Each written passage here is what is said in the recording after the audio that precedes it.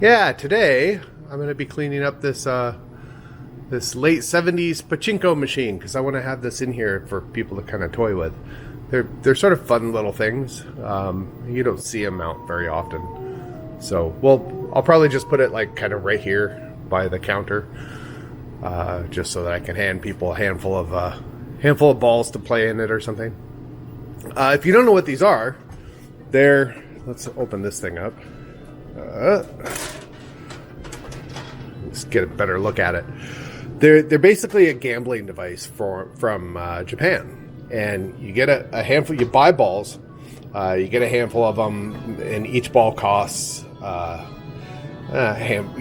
maybe 2 or 3 yen or something like that. You put them in here. You use this little lever, and you go boop, and the ball shoots up here, goes down all these little pins, and when it lands in these tulips will open up and make it a little bit easier to catch ones in. But when you land in these, one ball will then pay out, depending on the machine, maybe 5 or 10 balls or something will spill out of here. So you can get more balls and more bonuses by going into these middle slots. And then these are sort of just little light payouts. And then these don't do anything but spin. So the idea is you buy 1,000 balls, you run them through the machines, you hopefully you get a bunch paid out, and then you take those back to the counter and you trade them in for prizes, and then you take your prize. Sometimes they're like, nowadays you can buy like little gold bars. I'll see if I can find some pictures of them. You can buy these little gold bars, and they end up being the value of them is about $40 or so. And then you take them across the street and you sell the gold bars for cash. That's how you get around the gambling laws. So these were really, really, really popular to bring over to North America in the 70s. The way that I sort of understand it is that there were a whole bunch of these machines that they get traded out every year. When the new ones come in, the casinos or the pachinko parlors will take the older ones out, and then these would just go and sit somewhere.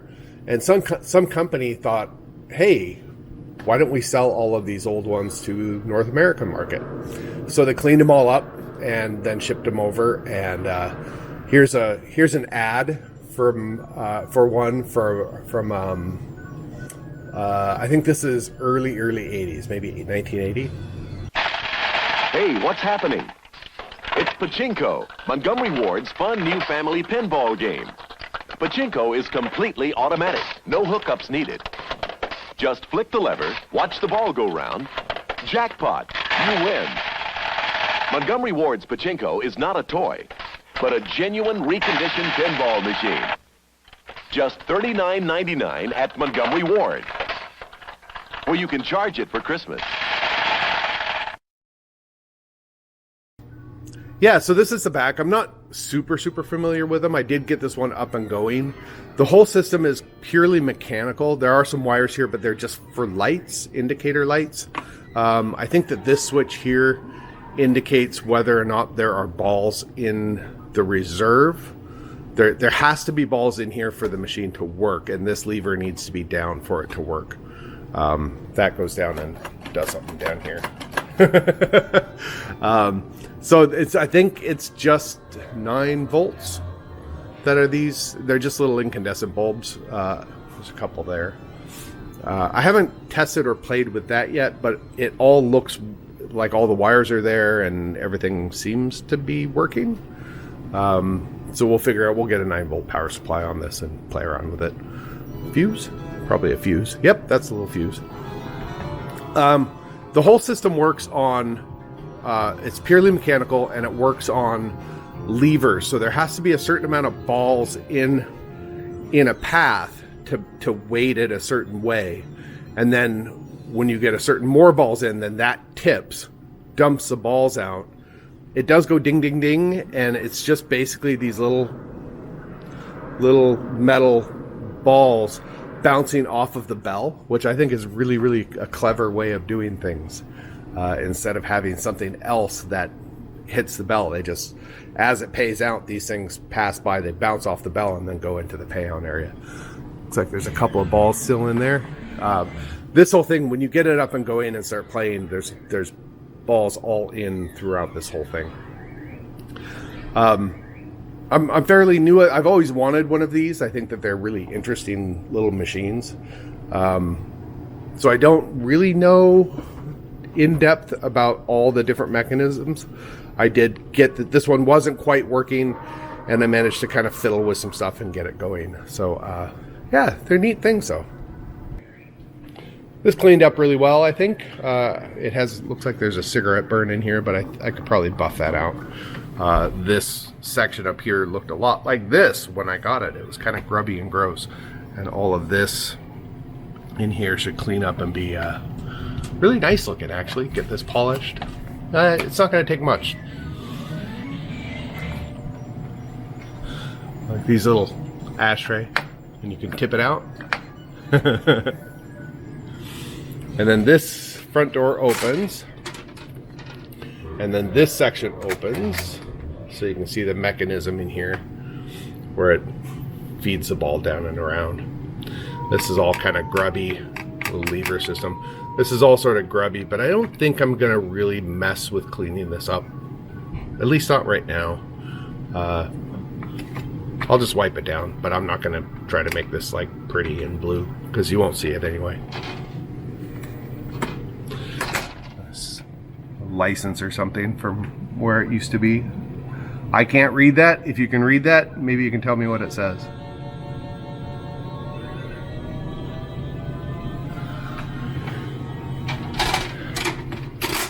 Yeah, they're cool little machines. I think it'd be kind of cool to have maybe, 2 or 3 of them. This one, maybe a newer one. I mean, it's not pinball, but has balls and there are pins, so and it's an amusement device, so it kind of fits in this sort of space. Yeah. All right, so that's my pachinko machine before I've got it completely cleaned up, and I'm sure that you will see it eventually, kind of right around here. Maybe here. Maybe I'll put it here. Don't know. I need to build a stand for it, but yep, pachinko. I did manage to get it all cleaned up before I had a chance to edit the video, so here it is all cleaned up and working. It still has a little bit of a problem shooting the ball every single time you hit the little, I don't know, is that called a plunger? Or whatever the ball shooter lever thingy. Although the more that we played with it and the more balls that we shot through it, the better it was getting. So maybe it just had a little gunk in there that kind of wiggled its way out. I'll open that up and kind of manually clean it up because I didn't even touch that yet. So here's how it pays out. You manually drop the ball in there and then it spits out a handful of balls. I was hoping to actually shoot it and show that on camera, but every time I had the camera out and I would shoot, I never hit anything. So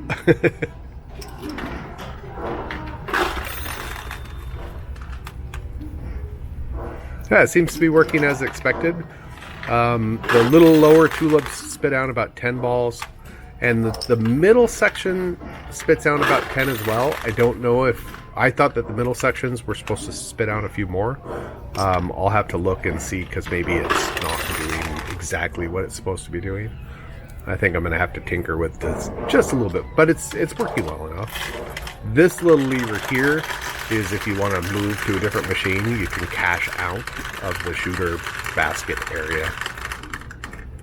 It's a little bit easier to scoop the balls out from the lower bucket.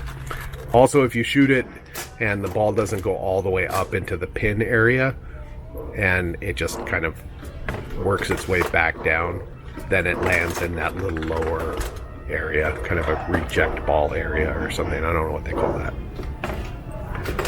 Yeah, it's neat. I think I cleaned up really well. Okay, so that's my video on my little pachinko machine, and we'll hopefully in the next week or two we'll get this set up so that people can play it. Okay, thanks for watching.